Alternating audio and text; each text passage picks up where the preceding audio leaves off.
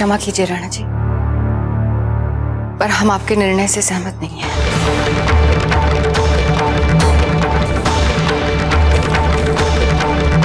धीर भाई जी, आप हमारे साथ परिहास तो नहीं कर रहे, क्योंकि हमें तो यही लगता था कि हमारे इस निर्णय से अगर किसी को सबसे ज्यादा प्रसन्नता होगी तो वो आप होंगे।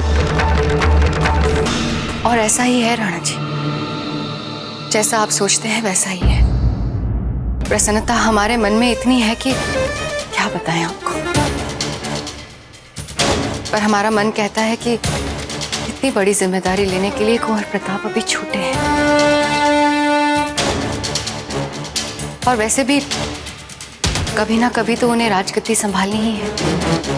पर क्या वो सचमुच इतने तैयार हैं कि इतनी छोटी सी उम्र में आप उन्हें मेवाड़ का युवराज घोषित करते हैं? सारे राजपुताने में और विशेषकर हमारे मेवाड़ में उम्र में सबसे बड़े राजकुमार को भावी राजा मानकर उसका राज तिलक किया जाता है। और कुंवर प्रताप तो सभी राजकुमारों में सबसे बड़े हैं।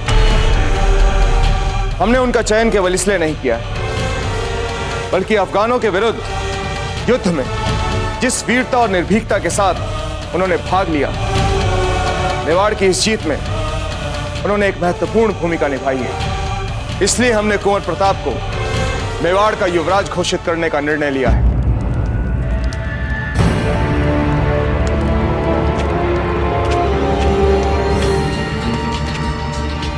बाबूजीराज, थोड़ा डर लग रहा है।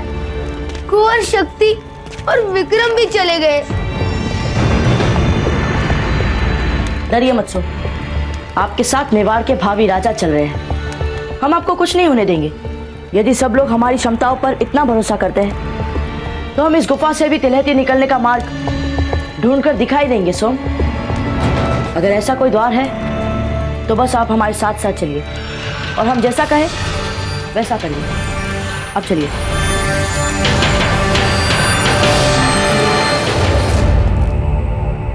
वैसे आपकी क्या राय है सज्जाबाई जी?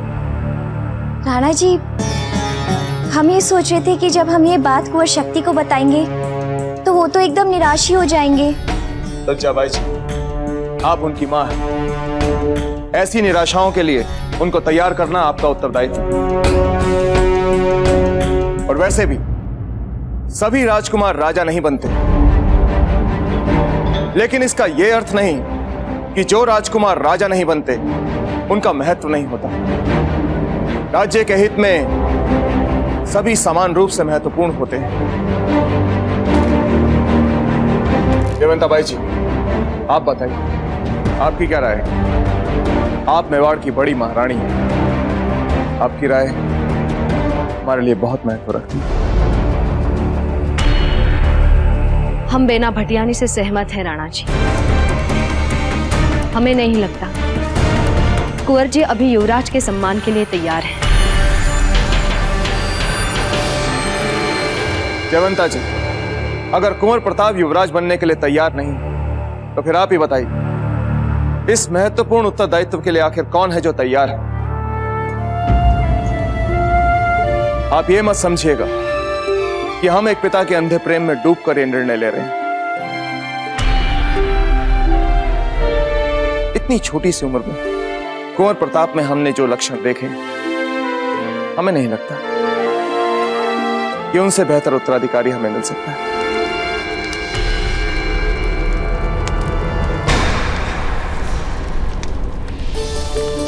वो देखो सोम।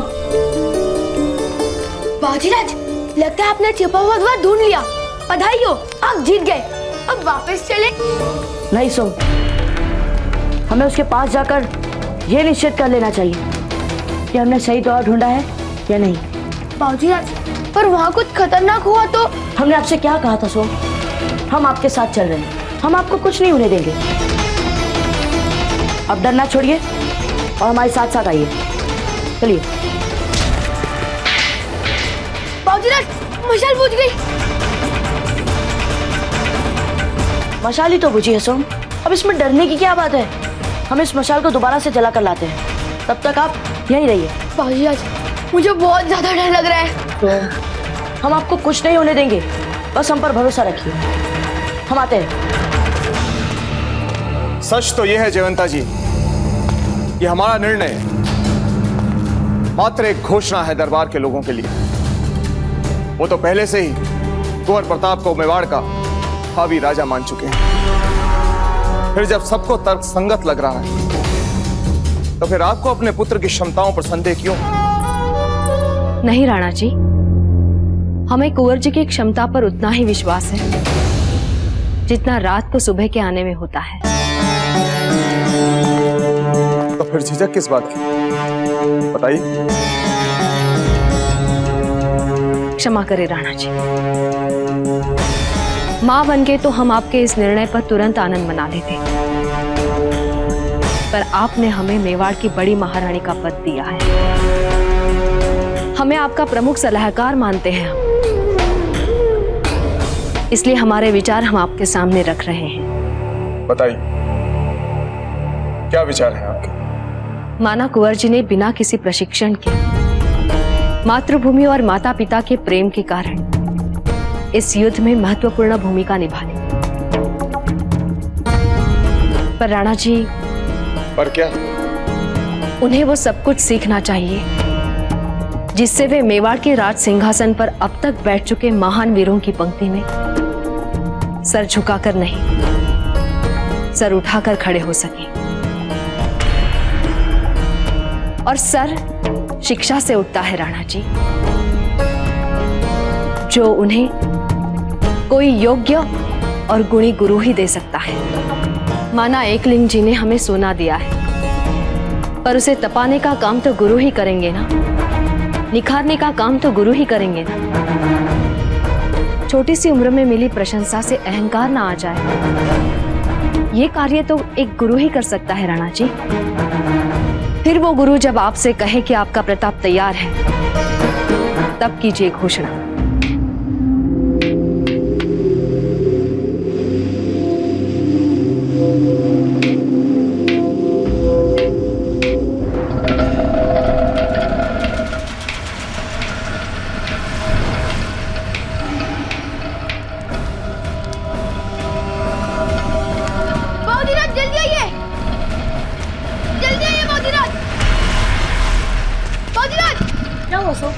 वो देखिए भाई।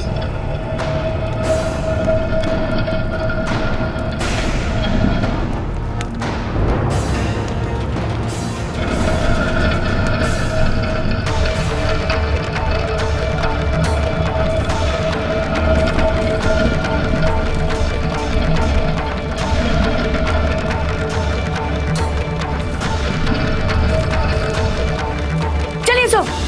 नहीं बाबूजीराज, मैं नहीं आऊंगा उस ओर, वहाँ कुछ भी हो सकता है। अच्छा ठीक है, हम उस ओर देख कर आते हैं सब ठीक है या नहीं, उसके बाद फिर आप आइएगा।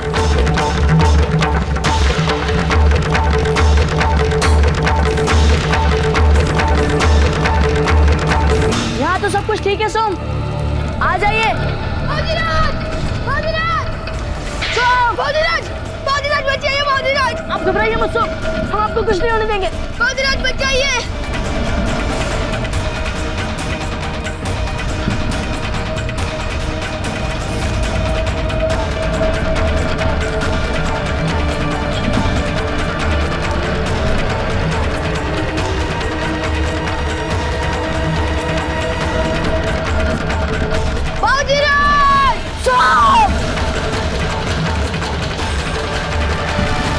अपना हाथ बाहर निकालिए दादा भाई। नहीं भाई शक्ति, हम सोम को भीतर अकेले नहीं छोड़ सकते। दादा भाई अपना हाथ निकालिए, नहीं तो कुचला जाएगा। भाई शक्ति, सोम का उत्तरदायित्व हमने अपने ऊपर लिया है, हम इन्हें अकेले नहीं छोड़ सकते। कहीं ये द्वार बंद हो गया तो सोम इस गुफा में फंस जाएंगे सारे, हमेशा हमेशा के लिए। बाहर निकालिए अपना हाथ दादा भाई। अब आप इसमें कुछ नहीं कर सकते। चाहे कुछ भी हो जाए, हम सोम को किसी मूल्य पर नहीं छोड़ सकते, चाहे इसके लिए हमारी जान की न चली जाए। चलिए दादा भाई, हम दोनों यहाँ से भाग निकलते हैं। अगर राजीराज को पता चल गया कि वो हमारे वजह से गुफा में फंस गया है, तो समझ लीजिए वो हमें कुछ भी दंड दे सकते हैं। चलिए दादा भाई शक्ति। नहीं भाई शक्ति, नहीं भाई विक्रम, आप लोग हमें यूं छोड़कर नहीं जा सकते। और जोर लगाइए, दरवाजा खुल जाएगा। सो और जोर लगाइए। चलिए। भाई शक्ति रुकिए। सोम, आप हमें सुन रहे हैं सोम?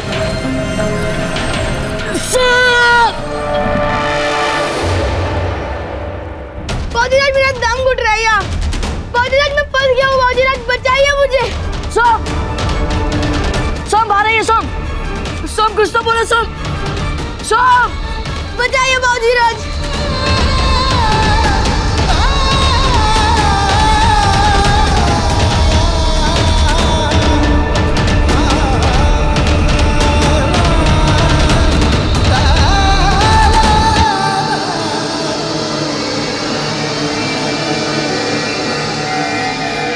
ठीक है जयवंता जी,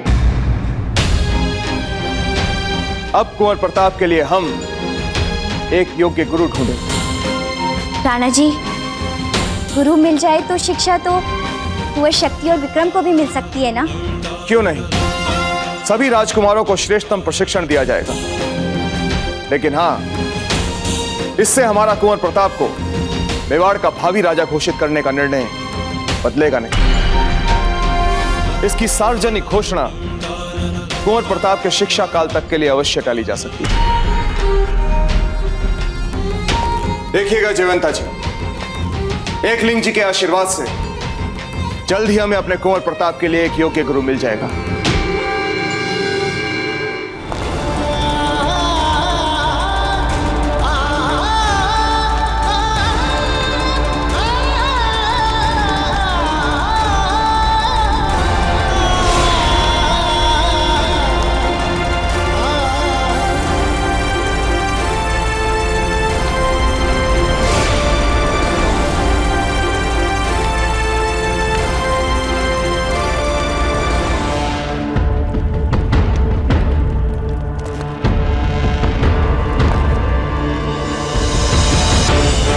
क्या हम जान सकते हैं कि आप कौन हैं?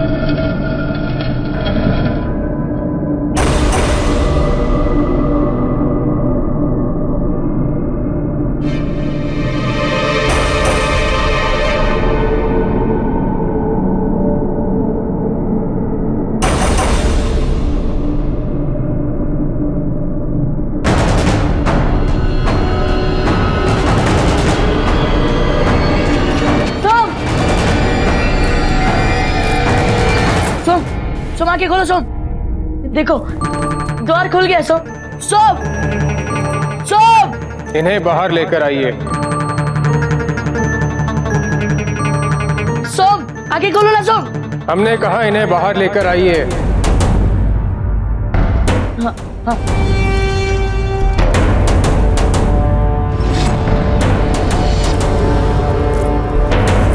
सोम, सोम उठिए ना। सोम आके खोलो सोम। सोम होश में आओ।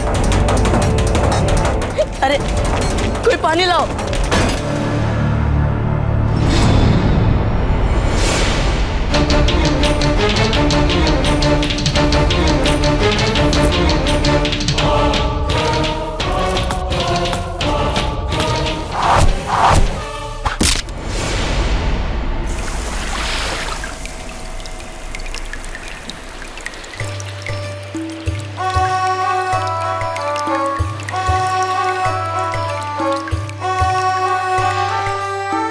सोम, तुम ठीक तो हो ना सोम? हाँ बाबूजीराज, मैं फंस गया था गुफा में। हाँ सोम, आप फंस गए थे। एकलिंग जी। बाबूजीराज, पर आपने गुफा का द्वार खोला कैसे फिर? हमने नहीं सोम, इन्होंने खोला था, इन्होंने ही आपके प्राण बचाए।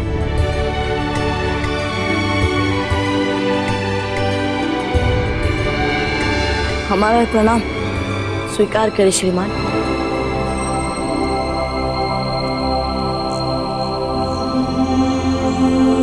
कौन हो तुम और यहाँ आने का कारण? हमारा नाम प्रताप है और ये हमारे भाई शक्ति और भाई विक्रम। और आपने जिस लड़के की जान बचाई है वे हमारे सबसे प्रिय मित्र सोम। प्रताप सिंह, राजा उदय सिंह के पुत्र प्रताप। जी। इस दल का नेतृत्व तुम कर रहे हो? जी, आप ऐसा समझ सकते हैं क्योंकि इन सब में तो हम ही बड़े हैं। ईश्वर करे रक्षा मेवाड़ की।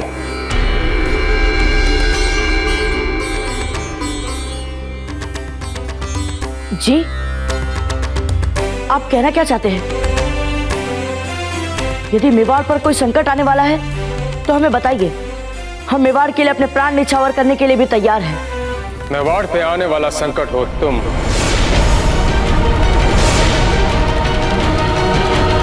मेरा अधिक कहना तुम्हें अच्छा नहीं लगेगा, इसलिए बेहतर होगा तुम लोग अपने राजमहल में लौट जाओ, जहां पे दासियां तुम्हारे आगे पीछे घूमती हैं तुम्हारी सुख सुविधा का ध्यान रखने के लिए। जाओ।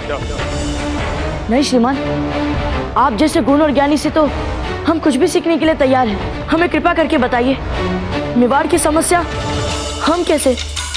एक विचार बार बार मुझे परेशान करता है कि तुम जैसा अज्ञानी और भावुक व्यक्ति आने वाले समय में मेवाड़ की राजगद्दी पे विराजित होगा।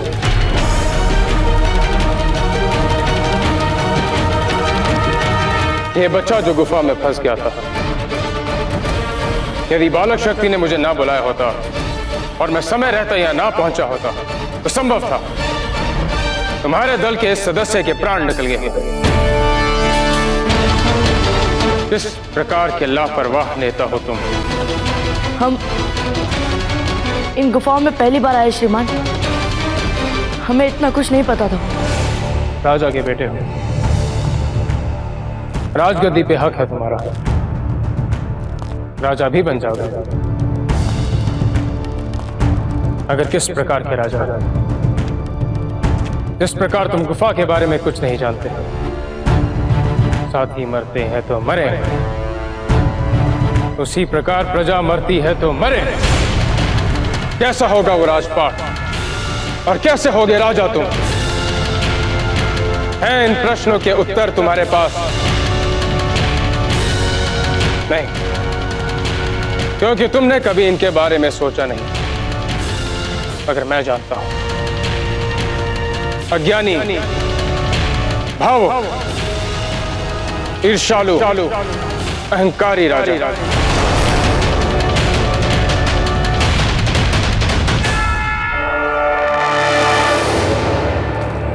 बहुत जल्दी तुम्हें युवराज बना दिया जाए, क्योंकि तुम्हारा हक है।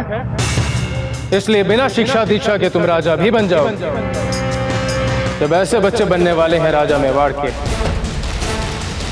तो क्या होगा भविष्य मेवाड़ का? ईश्वर ही रक्षा करे मेवाड़ की।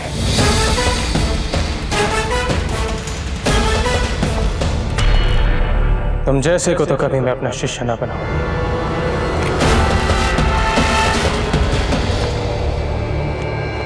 राजन, दाक्षिणात्य राजकुमारों को शिक्षा देने के बाद हमें इतनी स्वर्ण मुद्राएं प्राप्त हुई कि पीढ़ियों तक आनंदित जीवन व्यतीत कर सके। इसलिए फिर हमने शिक्षण से संन्यास ले लिया।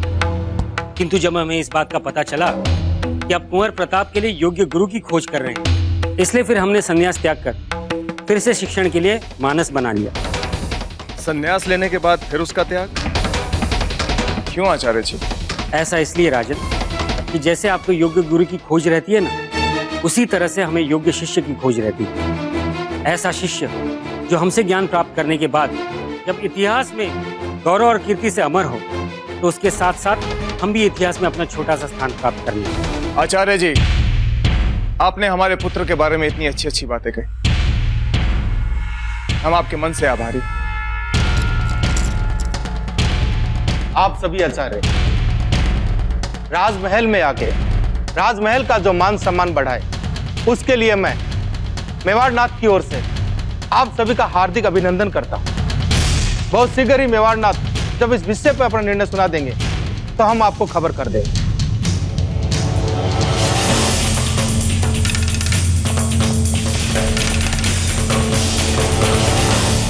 हुकुम, किन्हें चुना आपने कुंवर प्रताप और बाकी राजकुमारों के लिए? किसी को नहीं।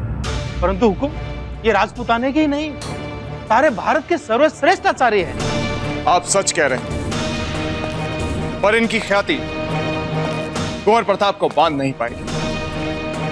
कुंवर प्रताप को परंपरागत परिपाटी से बाहर निकलकर शिक्षा प्राप्त करने की भूख, और परंपरागत परिपाटी का अनुगमन करने वाले ये विद्वान ना तो स्वयं इस परंपरा से कभी बाहर निकलेंगे और ना ही कुंवर प्रताप की जिज्ञासा को शांत कर पाएंगे। और वैसे भी जो गुरु अपने शिष्य के गुणों से इतना प्रभावित हो, वो अपने शिष्य को सही मार्ग क्या दिखाए? ये तो अभी से कुंवर प्रताप का स्तुतिगान कर रहे हैं। भावजीराज, लीजिए, आप यहाँ हैं और वहाँ रानी मासा पूरे महल में आपको ढूंढ रही है। गिरजा जी, आप रानी माँ से जाके कह दीजिए हम उनसे कुछ देर बाद मिलते हैं। पर भावजीराज, खाने के समय पधार जाइएगा, क्योंकि छोटी मासा ने राज रसोइये से कहकर आपके मनपसंद पकवान बनवाए हैं और काफी देर से आपने कुछ खाया भी नहीं है। हमें भूख नहीं है अभी। ऐसा क्यों कुंवर प्रताप? आपको भूख नहीं है? आप कुछ खाना क्यों नहीं चाहते?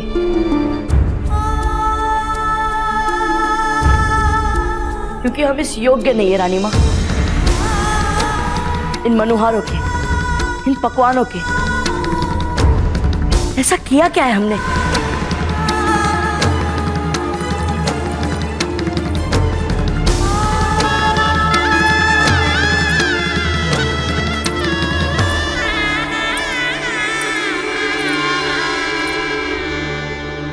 क्या हुआ?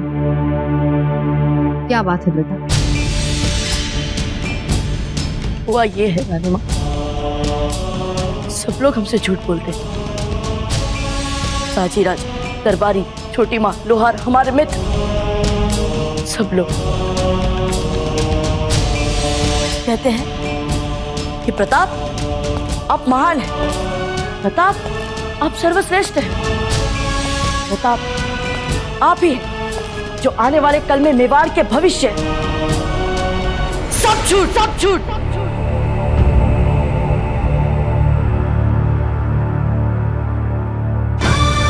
हमें तो ये कहते हुए डर लगता है रानी माँ, पर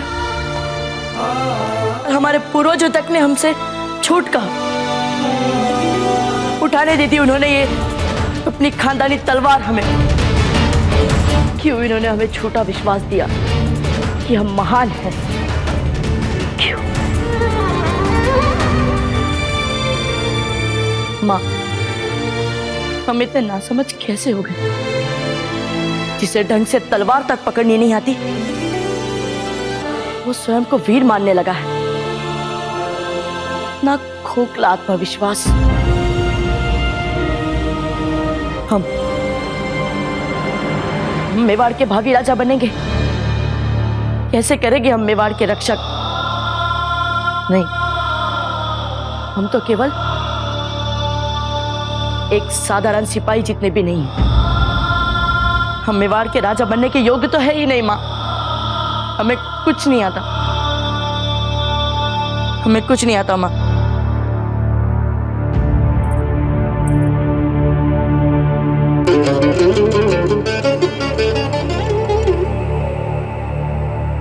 कोई भी सफलता अंतिम सफलता नहीं होती, और ना ही कोई असफलता किसी यात्रा का अंत। आप बार बार वही भूल दोहरा रहे हैं। सफलता के मद में अभिमान करना भी भूल है और असफलता के दुख में एकदम से निराश होना भी भूल है। तो फिर हम क्या करें रानी माँ? जो सच है उससे आंख मिलाना सीखी। साहस से आगे बढ़ोगे तो जीत भी आपको कुछ सिखाएगी और हार भी आपको कुछ सिखाएगी।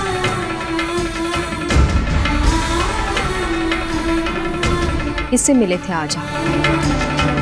हम एक आचार्य से मिले थे। हम गुफा में गए थे रानी माँ। आचार्य जी ने हमें पहली बार दर्पण दिखा दिया। उन्होंने हमें सिखा दिया रानी माँ कि जो अपनी प्रशंसा को सच मानकर उसमें डूब जाता है उससे बड़ा मूर्ख कोई नहीं होगा। उनकी वजह से हमें समझ आ गया माँ कि किसी भी दायित्व को अपने कंधों पर उठाने से पहले हमें बहुत कुछ देखना है, बहुत कुछ सीखना है। यही नियति का सच्चा न्याय है कुंवर प्रताप। जिस समय आपके दाजीराज आपके लिए योग्य गुरु ढूंढ रहे हैं, उसी समय विधाता ने आपको ऐसे आचार्य से मिलवा दिया जो आपकी ज्ञान की भूख, विचारों की भूख और समझ की भूख को मिटाकर आपको सही मार्ग दिखाए।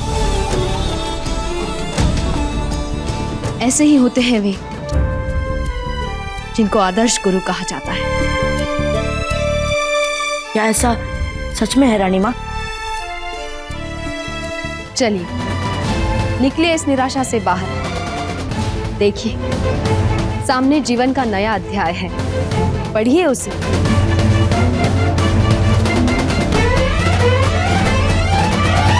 राणा जी, घनी खम्मा, हमें लगता है कुंवर प्रताप अपने आदर्श गुरु से मिल चुके हैं। अपनी पहली छोटी सी भेंट में ही इन गुरुवर ने कुंवर प्रताप को जीवन की सबसे बड़ी शिक्षा दे डाली है। अब समस्या बस इतनी है कि कुंवर प्रताप को न तो इनका नाम पता है और न ही निवास। आप उन्हें ढूंढ ले तो ये आचार्य प्रताप के लिए सर्वथा योग्य गुरु साबित हो सकते हैं। सुरतन सिंह जी, हुक्म। अब हमें आचार्य खोजने की कोई आवश्यकता नहीं। रावत जी से कहिए कि हम उनसे मिलना चाहते हैं। उन्हें हमारे लिए किसी को खोजना है। हुक्म। चाहिए। सारी तैयारियां हो गई है ना? हमें तो तीज के त्योहार में बड़ा ही आनंद आता है और किसी त्योहार में आता ही नहीं। जितना सजना है, संवरना है, संवर लो। लाली सुरमा सब लगा दिए हमने। क्या बात है, क्या बात है। बेना, तीज का त्योहार तो हर वर्ष आता है और हम तो इसी आस में हर वर्ष सजते हैं, संवरते हैं, इतना कुछ करते हैं कि चलो राणा जी इस वर्ष तो हमारे साथ तीज मना ही लेंगे। पर क्या करें, उनकी आपसे नजर हटे तब तो वो हमें देखें। किसे देख रही हैं आप? कोको याजी। याजी?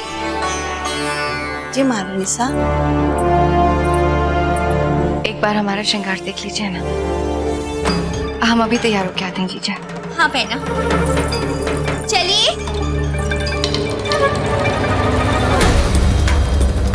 याजी,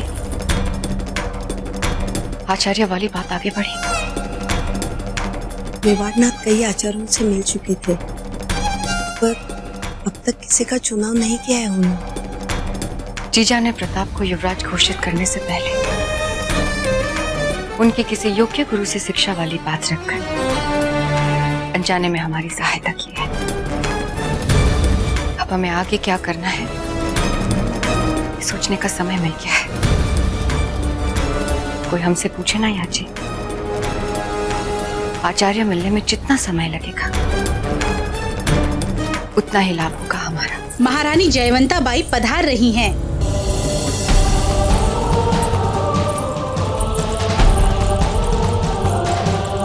आपने क्यों कष्ट लिया जीजा? हमने कहा था ना कि तीज की सारी तैयारियां हम और सज्जा जीजा कर लेंगे। हमें आप पर पूरा भरोसा है बेना।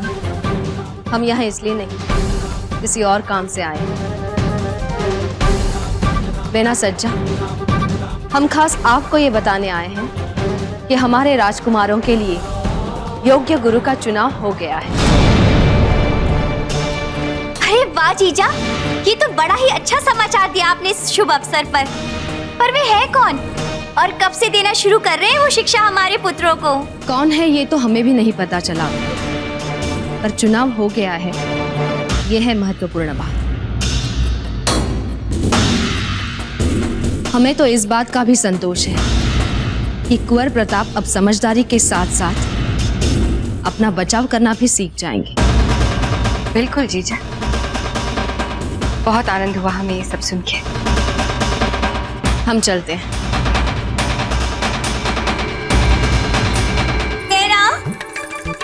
अब कुंवर शक्ति भी प्रशिक्षित योद्धा बन जाएंगे। बेटा हम कितने खुश हैं कि बस खुशी के मारे हमारी तो सांस ही फूली जा रही है।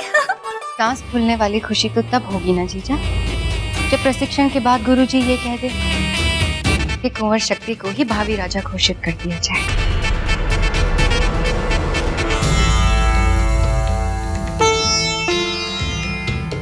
ये कैसी बातें कर रही हैं बहना? आप हमारे साथ परिहास कर रही हैं। परिहास? क्यों जीजा? हमने तो राणा जी को भी यही कहा था कि हम उनकी बात से सहमत नहीं हैं। मानते हैं प्रताप ने किले पर मेवाड़ी ध्वज फहराया, फिर इससे वो कल के मेवाड़ के राजा। ये तो बड़ा निर्णय है ना जीजा। हमें लगता है कि सारे राजकुमारों को बराबर अवसर मिलना चाहिए, जो सबसे योग्य हो उसे चुने मेवाड़ का भविष्य। इतनी हड़बड़ी क्या है निर्णय लेने में? मेवाड़ के भविष्य की बात है ना। ये तो आपने बहुत अच्छी बात कही बहना कि कुंवर शक्ति भी युवराज घोषित किए जा सकते हैं। सज्जा बाईसा के मन में उनके शक्ति के लिए संभावनाओं का ये जो बीज हमने बोया है, समय आने पर ये बीज बड़े मीठे मीठे फल देगा। महाराज, आपके आज्ञानुसार हमने सभी राज्यों से संपर्क किया है और उन्होंने अपनी एक सूची भेजी है जो हमने इसमें अंकित कर ली है। क्षमा करें दाजीराज, हम कुछ देर बाद आ जाएंगे। रुकिए कुंवर प्रताप, आप अंदर आ सकते हैं।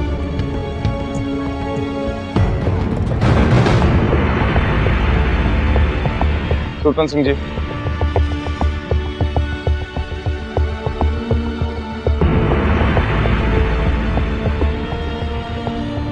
क्या बात है कुंवर प्रताप? कुछ नहीं दाजीराज, हम कुछ देर बाद आते हैं। पहले तो आप यहाँ हमारी चल रही महत्वपूर्ण मंत्रणा के बीच बिना पूर्व आज्ञा के आ जाते और फिर पूछने पर बिना संतोषजनक उत्तर दिए जाने लगते। आखिर बात क्या है?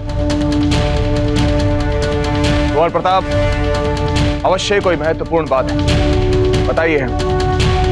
हम सुनने के लिए तैयार हैं। दाजीराज, हम वो सब सीखना चाहते हैं जो हम नहीं जानते।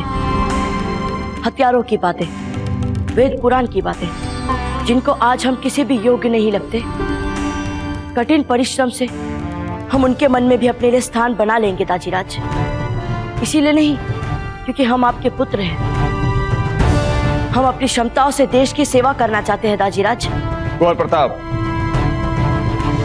शीघ्र ही आपको यह सब जो आप जानना चाहते हैं, जो आप सीखना चाहते हैं, सीखने का अवसर मिलेगा। अरे खम्मा राणा जी। आइए रावत जी।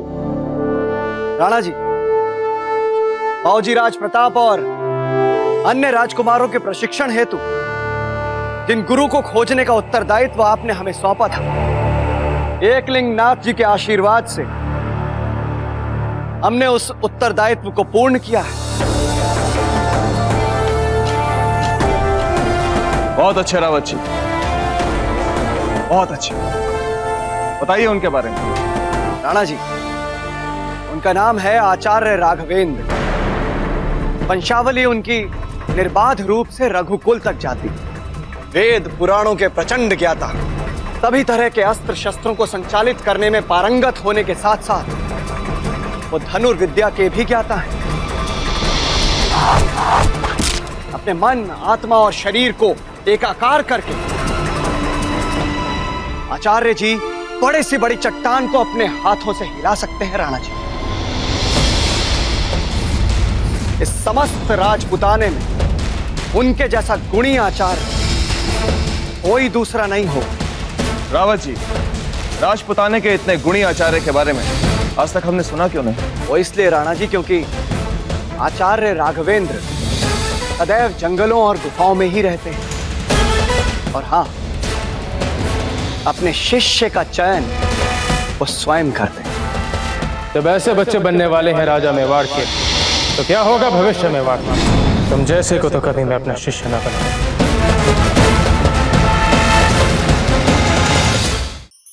धार्मिक वीडियो सबसे पहले देखने के लिए हमारे चैनल को सब्सक्राइब करें और बेल आइकन दबाएं।